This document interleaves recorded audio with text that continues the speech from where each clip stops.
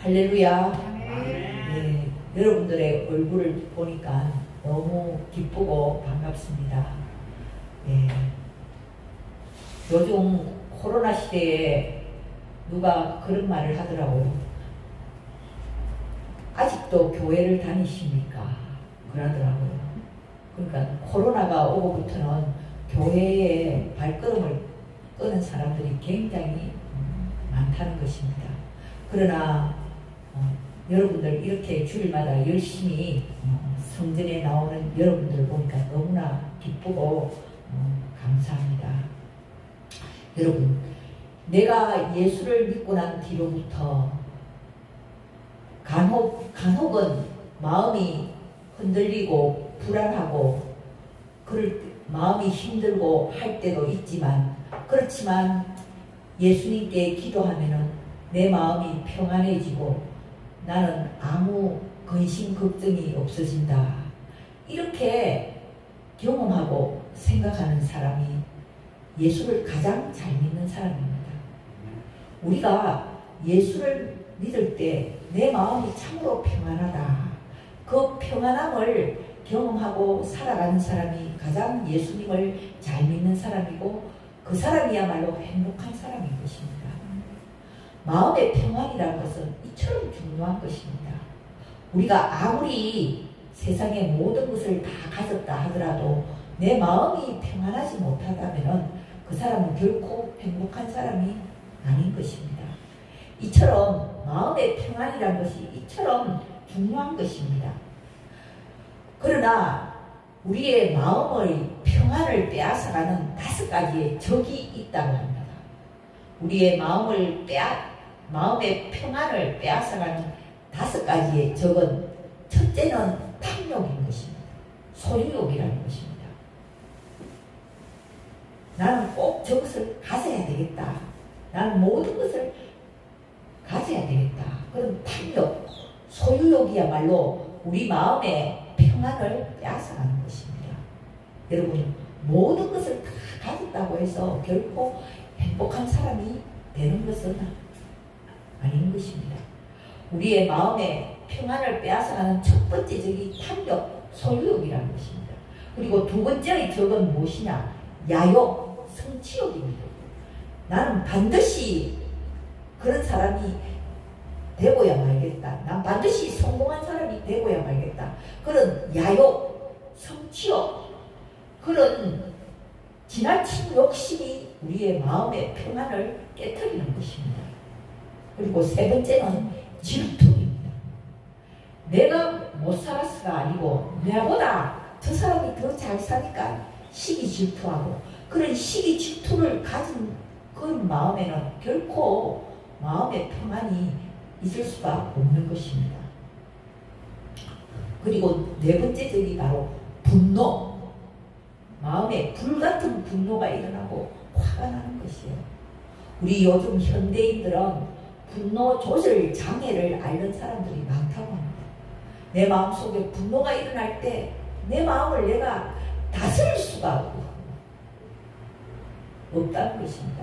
그래서 이렇게 마음에 분노를 가지고 있는 사람은 결코 마음의 평안을 누릴 수가 없는 것입니다.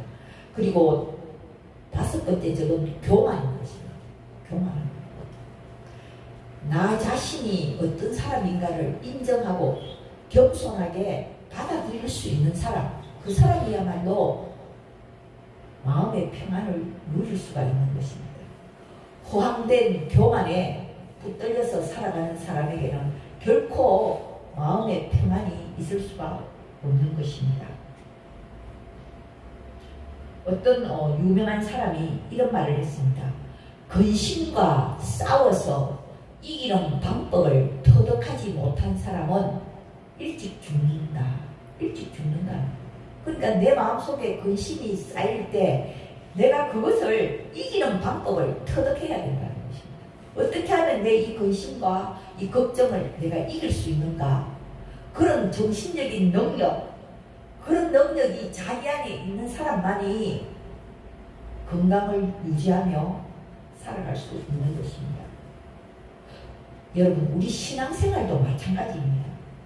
기도라는 것도 평화로운 가운데서 내 마음이 평안한 가운데 기도를 해야 응답이 있는 것입니다. 먼저 내 마음에 평화가 있어야 합니다. 내 마음에 평화가 오고 난 후에 하나님께 기도해야 내 기도가 하나님 앞에 응답이 되고 그리고 하나님의 음성이 내게 들려오는 것입니다. 오늘 우리가 방금 읽은 이 본문에서는 세상이 주는 평안과 예수님이 주는 평안을 비교하고 있어요. 여러분, 세상이 주는 평안은 어떤 평안입니까? 내 환경과 여건에 의해서 좌우되는 것이죠. 내가 돈이 많아야 되고 내가 지위가 높아져야 되고 내가 건강해야 되고 그래야 내 마음에 평안이 있다. 그것은 세상이 주는 평안이라는 것입니다. 그런데 예수님이 주는 평안은 관계에 달려 있습니다. 내가 저 사람과 어떤 관계를 맺고 사느냐, 그 관계에 따라서 평안이 올 때 그것이 바로 예수님이 주는 평안이라는 것입니다. 그리고 세상이 주는 평안이라는 것은 능력에 의지합니다. 내가 힘이 있으면 내 마음에 평안이 있다.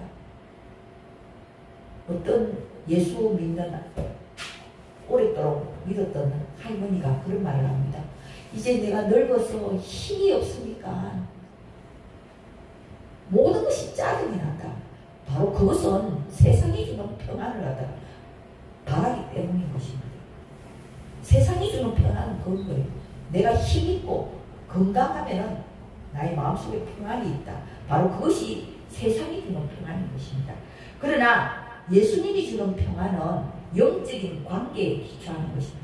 내가 하나님과 어떤 관계를 맺고 살아가느냐, 내가 하나님과 올바른 관계를 맺고 살아갈 때 내 마음이 평안하다. 바로 그것이 예수님이 주는 평안이라는 것입니다. 그리고 세상이 주는 평안이라는 것은 결과, 성취에 달려 있습니다. 내가 어떤 결과물을 내었다. 내가 어떤 일을 이루었다. 그때 내가 기뻐하는 것. 바로 그것은 세상이 주는 평안이에요. 그러나 예수님이 주는 평안이라는 것은 모든 것이 하나님의 축복이요. 나는 하나님의 축복으로 가는 과정 속에 있다. 이 모든 과정이 축복으로 가는 과정이다. 이렇게 생각하는 사람, 그게 바로 예수님이 가져다주는 평안이라는 것입니다. 여러분, 예수님이 주는 평안을 누리며 살아가는 사람은 그렇게 생각해요. 모든 것이 감사하고 이 모든 과정, 이 모든 고난의 과정 속에서도 나는 평안이 있다. 바로 그것이 예수님이 우리에게 주시는 평안이라는 것입니다. 문제가 없을 때는 내 마음이 평안하고 문제가 생기면 내 마음이 힘들어진다. 바로 그것이 세상이 가져다주는 평안이에요. 그러나 예수님이 주는 평안은 고난 가운데서도 힘든 가운데서도 내 마음이 편안한 것. 바로 그것이 예수님이 우리에게 주시는 평안이라는 것입니다. 오늘 본문에서 우리 주님께서 분명히 말씀하십니다. 나의 평안을 너희에게 주노라. 나의 평안을 너희에게 주노라. 예수님이 직접 이렇게 말씀하십니다. 예수님이 평안하시니까, 예수님 마음속에는 평안이 있으니까 너희에게 주노라. 이렇게 말씀하십니다. 여러분, 내가 평안이 없는데 다른 사람을 결코 평안하게 할 수는 없는 것입니다. 나에게 기쁨이 없는데 내가 어떻게 다른 사람에게 기쁨을 줄 수 있는 사람이 될 수가 있습니까? 그래서 예수님께서는 내 마음이 평안하기 때문에 내 평안을 너희에게 주노라. 이렇게 말씀하시는 것입니다. 그런데 오늘 이 본문의 이 상황에서는 결코 예수님께서는 평안하실 수 없는 상황이에요. 지금 예수님은 몇 시간 후면은 십자가를 지셔야 할 그런 무서운 시간인 것입니다. 그런 불안한 시간인 것입니다. 예수님께서는 제자들의 발을 씻기시면서 마지막 만찬을 하실 때 나의 하는 것을 너가 이제는 알지 못하나 이후에는 알리라. 지금 제자들은 예수님께서 십자가에 왜 달리시는지 아무도 모르고 있습니다. 그렇게 무지몽매한 이 제자들은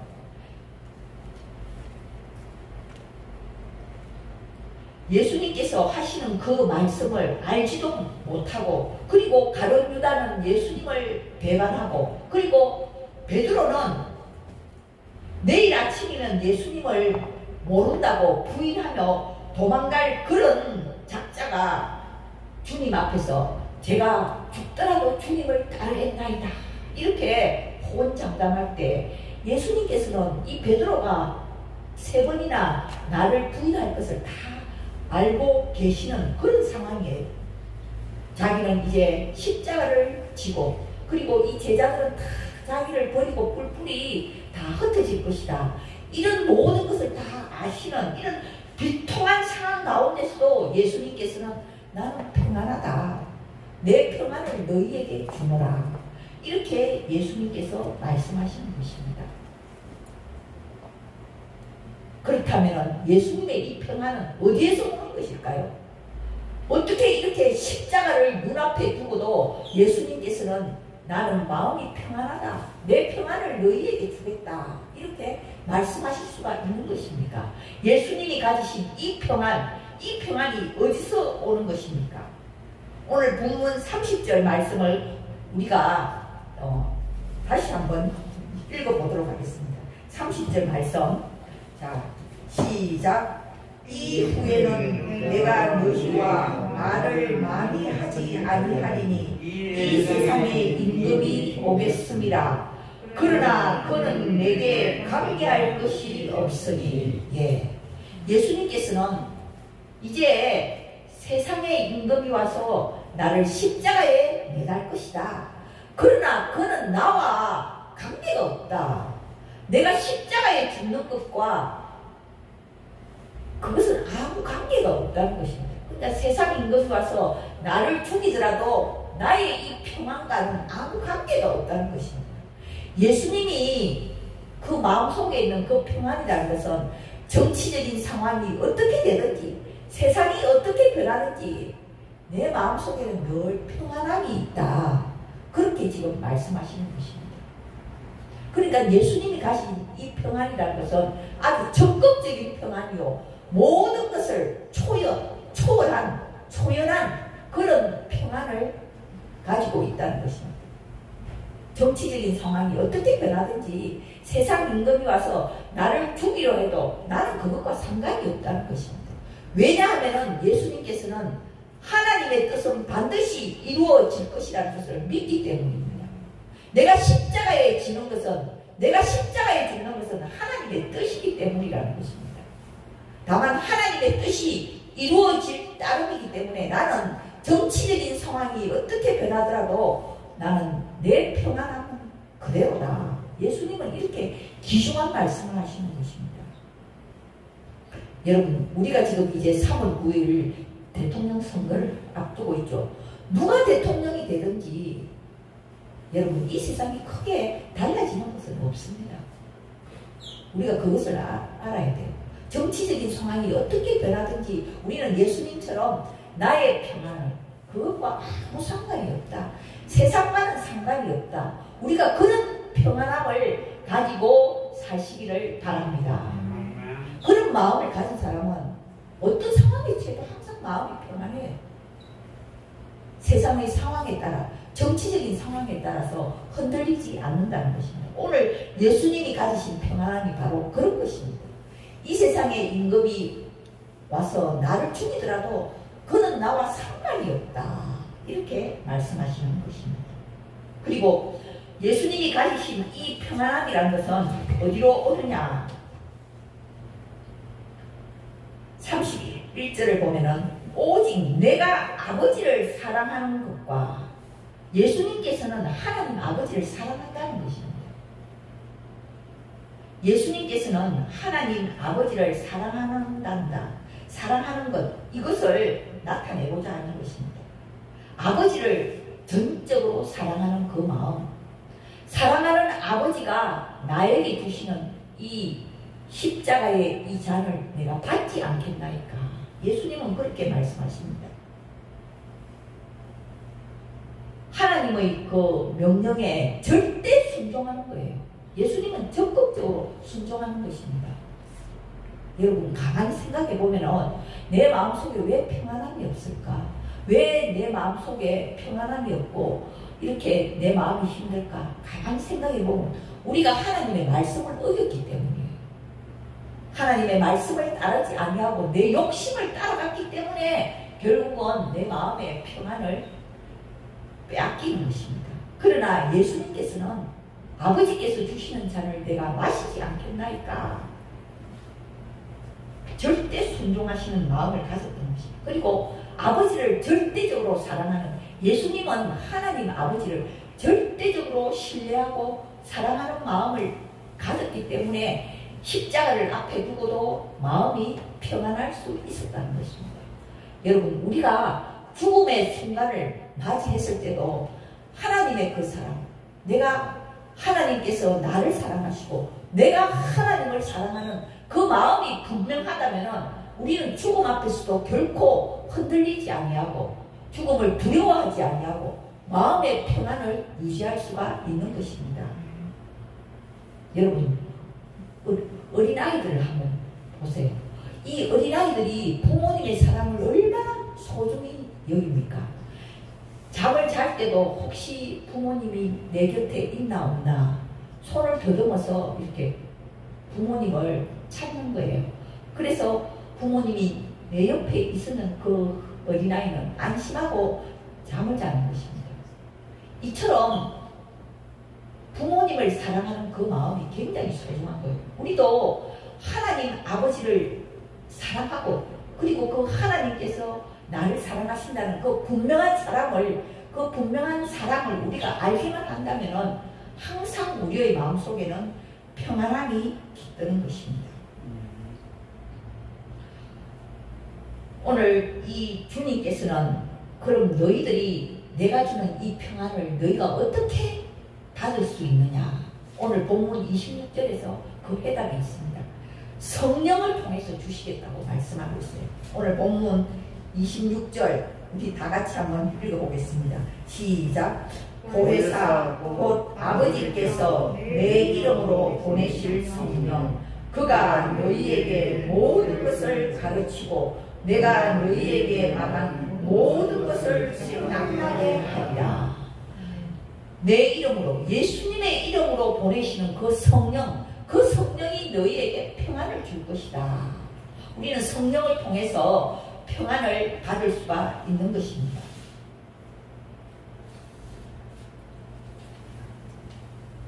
이 성령을 받은 사람은 오늘 본문 27절을 보면 너희는 마음에 근심하지도 말고 두려워하지도 말라. 마음에 근심하지도 말고 두려워하지도 말라는 것입니다. 예수님께서 예수님의 이름으로 보내주시는 그 성령을 통해서 우리에게 평안을 주시겠다고 약속하는 것입니다. 그래서 우리는 기도할 때 무엇보다도 성령을 간구해야 하는 것입니다. 예수님께서도 그렇게 말씀하시잖아요. 무엇보다도 성령을 구하라. 성령이 내 마음속에 오시면 세상이 주는 평안과 비교할 수 없는 그런 평안함을 우리에게 주시겠다고 오늘 약속하고 있는 것입니다. 예수님께서 내가 떠나가겠다 이렇게 말했을 때 그 제자들의 마음이 얼마나 불안하고 근심에 쌓였겠습니까? 그러나 예수님께서는 내가 아버지께로 감을 하나님 아버지한테로 간다는 것을 너희가 알았더라면 기뻐했을 것이다. 이렇게 예수님은 말씀하는 것입니다. 그만큼 예수님은 하나님 아버지를 전적으로 사랑했다는 것입니다. 이제 오늘 설교의 결론을 말씀드리겠습니다. 예수님은 우리에게 평안을 주시기를 원합니다. 나의 평안을 너희에게 주노라. 그 평안을 내가 받으려면 하나님 아버지를 사랑하는 마음이 나에게 있어야 돼요. 또 하나님의 그 사랑을 내가 확신해야 됩니다. 그런 완전한 사랑이 내 마음속에 있을 때 비로소 우리는 예수님이 주시는 평안을 누릴 수가 있는 것입니다. 아직도 내 마음속에 어두운 그림자가 있다면 그 하나님의 완전한 사랑을 내가 깨닫지 못했기 때문입니다. 알지 못했기 때문입니다. 예수님의 그 사랑을 내 마음에 가득 채워서 그 사랑과 감사하는 마음으로 원수까지도 사랑할 때 우리의 마음에는 진정한 평안이 찾아오는 것입니다. 예수님께서는 우리에게 평안을 주실 뿐만 아니라 우리와 세상 끝날까지 함께 하시겠다고 약속하셨습니다. 예수님이 주시는 그 평안은 죽음과는 상관이 없어요. 죄와도 관계가 없습니다. 죽음과 죄의 문제를 완전히 해결하신 그 평안을 우리에게 주시겠다고 약속하셨습니다. 나의 평안을 너희에게 주노라. 이 평안을 누리며 살아가는 사람에게는 인생에 참 평안이 있고 그리고 참 승리가 늘 이 사람에게는 함께 있는 것입니다. 나의 평안을 너희에게 주노라. 예수님이 주시는 이 평안을 누리며 살아가며 또 다른 사람에게도 이 평안을 전해줄 수 있는, 나로 인해서 다른 사람까지도 마음을 편안하게 해줄 수 있는 그런 복된 사람이 되시기를 주님의 이름으로 축원합니다. 기도드리겠습니다. 하나님 아버지, 우리가 물질적으로는 풍성한 세상에서 살아갈지는 모르지만 저희 마음속에 있는 진정한 평안은 어디에 있습니까?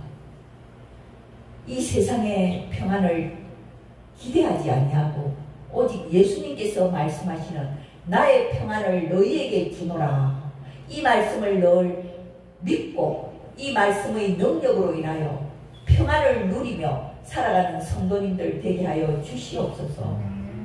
이 세상의 상황이 어떻게 되든지 그 상황과는 나와는 관계가 없다. 예수님이 고백하신 것처럼 그런 고백이 우리의 신앙의 고백이 되게 하여 주시옵소서. 기도할 때 성령을 통하여 평안을 달라고 기도하는 우리 성도님들 되게 하여 주시옵소서. 그리하여 어떤 환경에 부딪히더라도, 어떤 고난이 찾아와도, 어떤 질병이 찾아와도, 죽음이 찾아와도 그 질병과는 그 죄와는 관계가 없는 예수님이 주시는 참 평안을 누리며 살아가는 복된 인생들이 다 되게 하옵소서. 예수님의 이름으로 축복하며 기도드립니다.